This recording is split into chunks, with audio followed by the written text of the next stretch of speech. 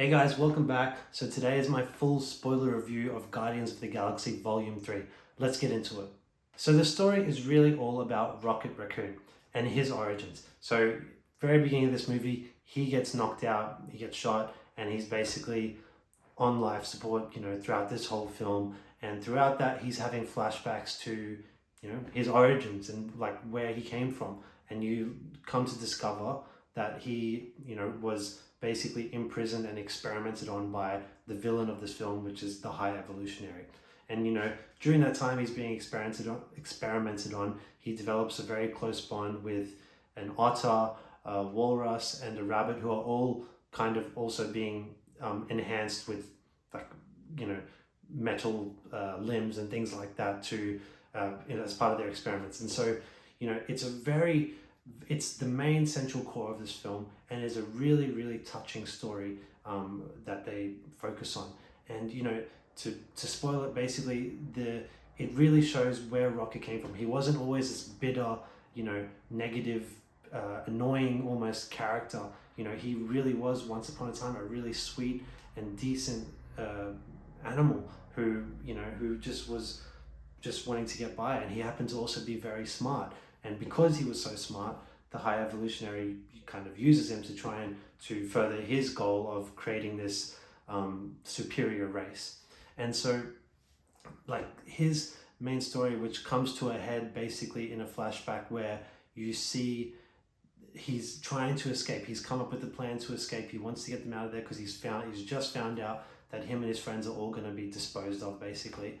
And so he wants to get them out, and he's finally got them out, and then they're killed.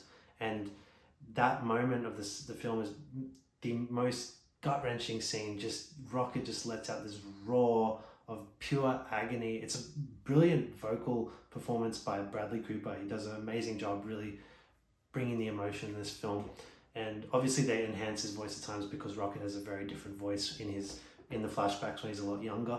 But still, his performance is top-notch from a vocal standpoint, and you just feel the agony of Rocket in that scene. Like, it's that we've finally come to know and appreciate where he's come from and why he is the way he is. But yeah, so that's the main heart of this film. That's the core of it. Outside of that, so the Guardians are basically on a journey to find a cure for Rocket. They go to one place and fight a bunch of people to get this orb type thing that they use as like a medicine for him, and then they got to go to the High Evolutionary. The whole thing revolves around Rocket, even though he's sidelined. It's all about him. So the plot of this film is a bit messy at times. It really relies on a bunch of contrivances to kind of progress the story. There is a scene that takes place in this almost like organic spaceship, which is made up of like I don't know what you would call it, but just like biomatter. It has it's like a skin type surface and like hairs coming out of it. Anyways, the people or whatever they are on board this ship are really dumb, and it's very convenient that they are this dumb because it helps the Guardians get to the next stage of their mission. But it's just like, so that's just one instance where I found this is like really weak. What I'm seeing right now, this could have been done better, or it could have just been gone through a lot quicker, not delved on the stupidity of these characters, because it's just a detriment to the film. It just takes away from what was otherwise a good film for the most part. And as I mentioned in my non-spoiler review, I think one of the issues with this film is that it doesn't really quite know what to do with the other Guardians outside of Rocket. They created such a great story for Rocket that really delivers on all fronts. But with the other Guardians, it's just about them trying to save Rocket. They kind of left a lot wanting in terms of their own character arcs. They didn't really have much character arcs in this film. It's probably the least amount of story that Star-Lord, Chris Pratt's character, has had out of the three Guardians films. He hasn't learned much from this film other than he loves Rocket, really. And even that particular relationship, Star-Lord's love for Rocket, I felt it does seem a bit kind of shoehorned in a little bit. I know at the end of Guardians Volume 2, Rocket learns the lesson about what the Guardians mean to him, but now this movie is more about the Guardians finding out what Rocket means to them. And so I get it, but it just feels a bit slightly off how much Star-Lord cares for Rocket. It really makes you feel like, oh, he's been his best friend his whole life, which is just not the case. They've butted heads so many times in the Guardians movies, in the Avengers movies. They've just always butted heads. And so but I guess you could say underneath all that, they loved each other, but it just feels a bit unknown. And on top of that, because obviously Groot, him and Rocket have the closest relationship. They were the ones who came together before the Guardians even formed a team. And so I felt they didn't show enough of Groot's feelings towards Rocket being, on his deathbed almost.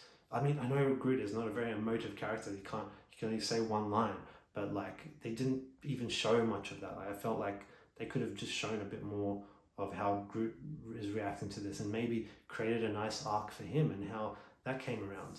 And Drax, Mantis, and Nebula kind of formed this circle of just bickering and fighting and shouting throughout the whole film. Gets a bit annoying at times, really. I mean, there are some great jokes through in there, some levity that they bring to the film, definitely, but I think it was a bit hit and miss, and I think they missed an opportunity to really progress those characters a lot more forward in the film.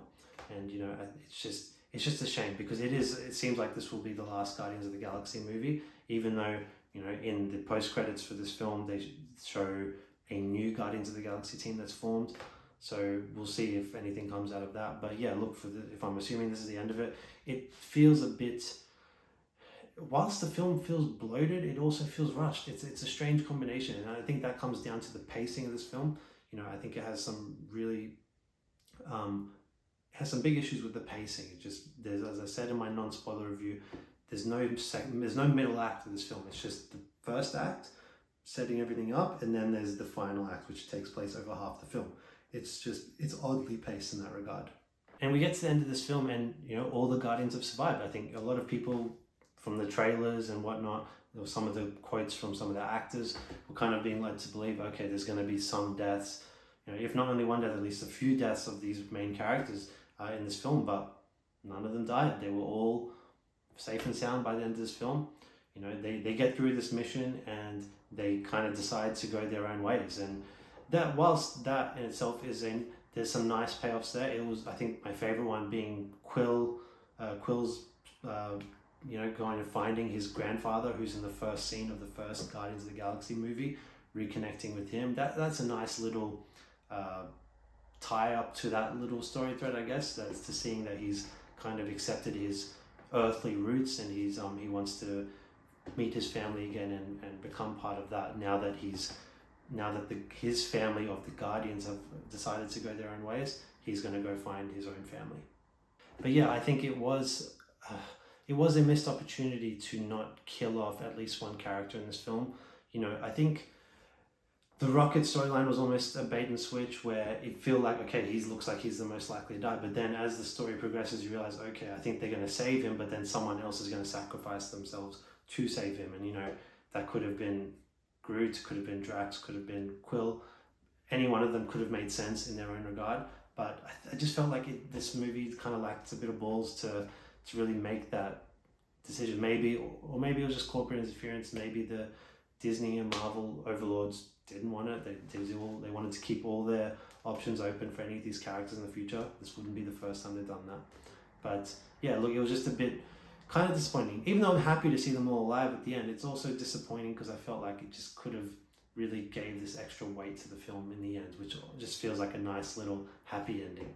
And, talking spoilers for this film, I would say there is no spoilers that really have any ramifications for the greater MCU, because this movie is very isolated and insulated in its own little box.